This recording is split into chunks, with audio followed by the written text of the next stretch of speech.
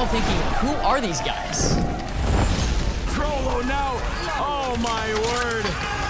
No one associates Egypt with esports. They're just tearing it up. Shalabi now. 1v2. Take down one. Right click from Shalabi. But the final, they totally fell apart. It was the hardest game of my life. After all of this, we're gonna lose like this. We were like shocked, you know? Everyone is just watching and we're so disappointed. But then something crazy happened. Got to get some value. Nice one from Crollo. It's looking like it's going to be perfect. Come on, we have nothing to lose. It's like, you only live once.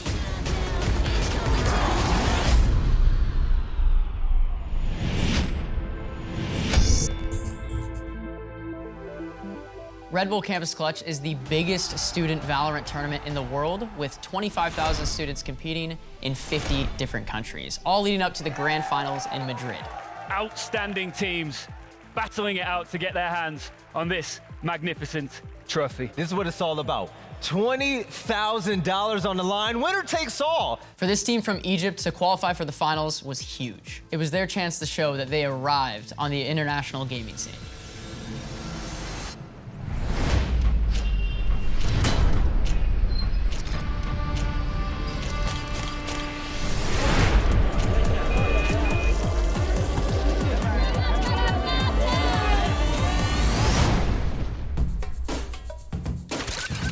When we say that we are from Egypt, everyone thinks about desert, pyramids. He always thinks that, okay, so you live in a tent and riding a camel every day and you're playing from a tent right now? I'd be like, no dude, like Egypt is huge. Historically, EU and NA have really been known to be dominant in esports, but these guys were the first Egyptian team I could remember watching. They were there to put Egypt on the map. Getting into online gaming has an extremely high entry point. So when I was young, it was really hard getting into esports because you had like no support, no equipment. Played with least specs available, and we get used to it. So at the beginning, my family didn't like really support it. In Egypt, in order to become successful, you have to become either an engineer or a doctor.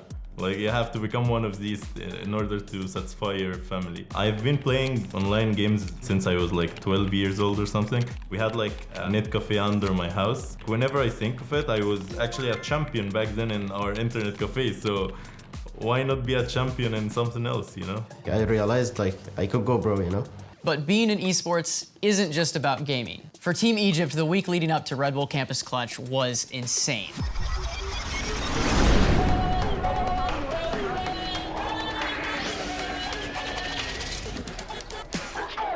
We needed our visa approval first. I think it took us 3 to 4 days just to enter the building, to apply for it. Like, we spent 3 days on the street waiting for our permission. I think we delayed our flight twice.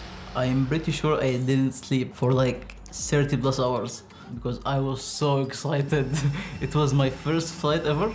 We arrived in Madrid a day after the tournament started. We didn't have time to rest. We had to do interviews, we had to do practice. Because we need to get used to the lower ping. The most important thing is to get used to the ping because we were gonna play on 5 ping. If you're playing on high ping, so if you're playing from Egypt and connecting to the European servers trying to practice, you're most likely on like 80 to 100 ping. Meaning that when you shoot somebody, there's a good chance that your shot won't even register before they see you on their screen. I was like, there's no way. This game is broken already. That split second makes all the difference. A completely different game, completely. To go into a tournament where everyone's on the same ping, everyone's at 0, they have to completely adjust how they play.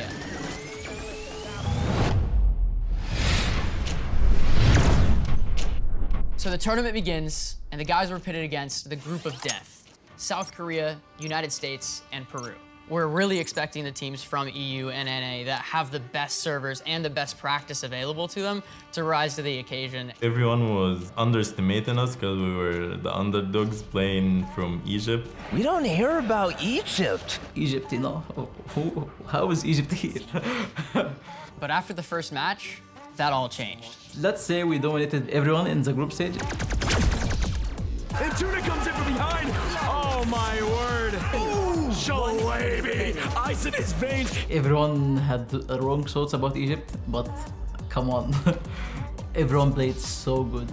From Egypt to the world, it is unbelievable to see this Anubis team go from underdogs to almost undefeated in the group stage. Egypt, they deserve to be here. So Team Egypt was super coordinated with everyone having a job to do, and they'd be executing that plan 5 seconds into the round. Before Red Bull Campus Clutch, me and my team, we stayed together for a whole year. Playing with no holidays or no stop. Under the same roof together, it helped a lot. Building our mentality, how to be strategic.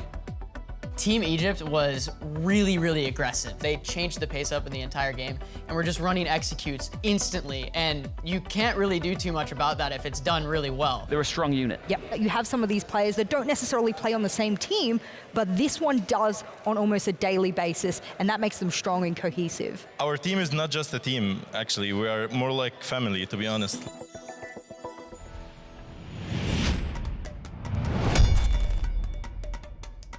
The semifinal was against Canada's BTR, and it was pretty tense. It was a tough match. One more player remaining, just has to go for the play. Everyone is here. Look at this camera angle. They're all on him. That's a big run for BTR. They were playing like a team. They had good synergy and they were insane individually as well. And it was an incredibly close match between Canada and Anubis.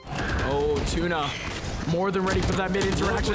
Trollo now. But the guys came out on top with a 2-0 win. And just like that, mission failed for BTR. Everyone was so surprised. Now they are saying, oh, Egypt actually made it. Anubis in the grand final, taking the series 2-0.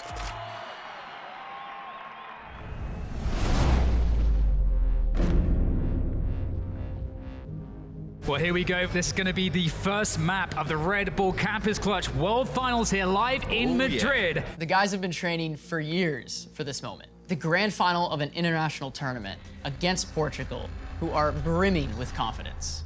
Which team are you most excited to watch here in the finals? Seeing how all these games have played out so far, I think personally Anubis has a slight advantage here. All the guys are hyped up and everyone in the room is buzzing. From Egypt, Anubis! Anubis! Okay. Yes! All right. There we go, a little Anubis chant. I love the cockiness. I love the confidence. I love all of it right now. I felt it deep inside that we're gonna win. 100% secured. So the game starts and Team Egypt just wasn't there. Oh no, and now Frost is alone.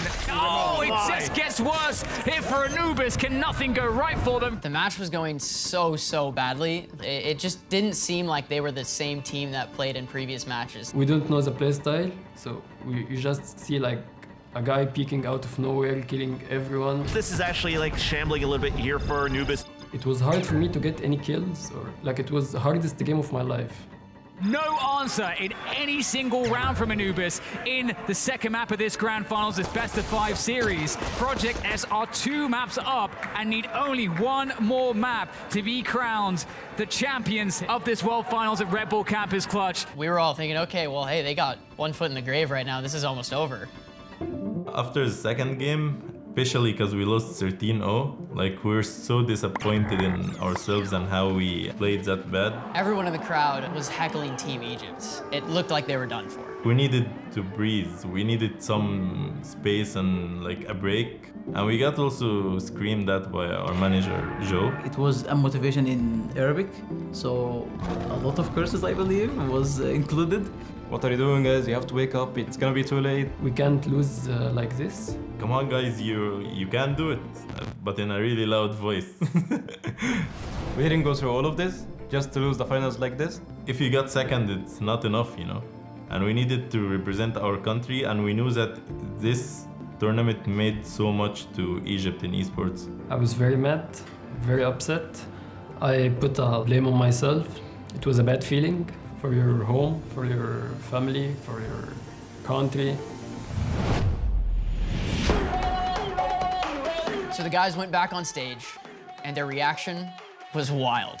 We just erased everything from our memory from the past hour, and we just started a new beginning. What else we have to lose? We lost 2-0, and the second map 16-0. What else we have to lose? And we went in and just did what we do best.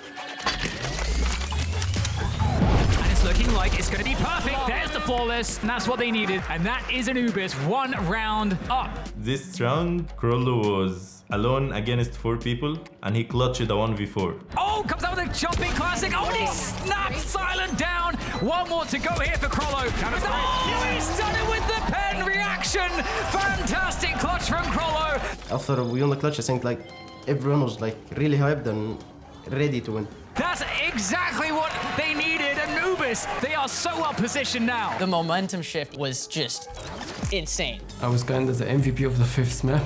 I clutched rounds with SMGs against rifles. Well, there gets a devour. The chase goes through. Gonna get it. Yes, he can. It's such an important moment again. The comeback was like the greatest comeback any team can ever do. They gave up from 0-2 to 2-2. How? How did we lose? 4th map and 5th map were my 2 best map of my life.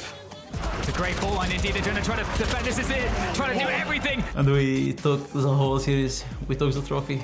Use everything they can. Project S. Only 1 man left standing. And that's it. We have our final champions. It's Anubis, the Red Bull Campus Clutch World Champions.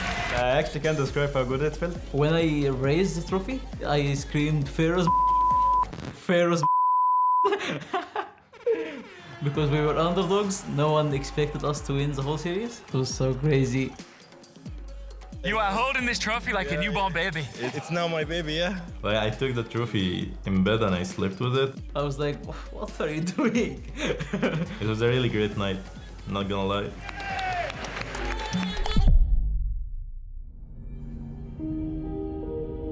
That's what actually makes the win better, is what we had to go through to win this tournament.